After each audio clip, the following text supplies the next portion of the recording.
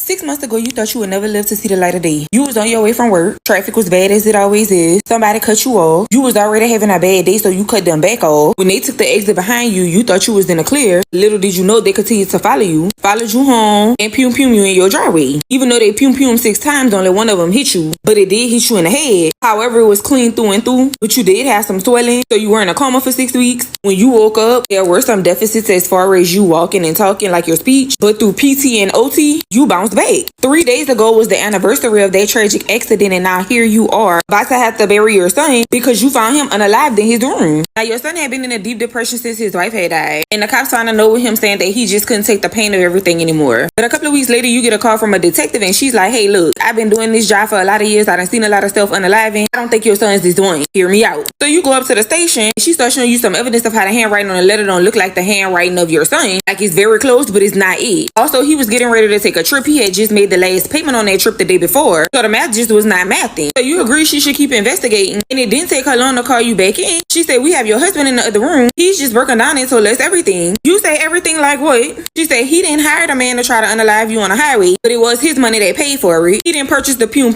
himself that your son used, but he paid for it. So you say, well, if it was his money who paid for it, who did the hiring? The detective say his mistress, and you know her very well. She's your 17-year-old granddaughter.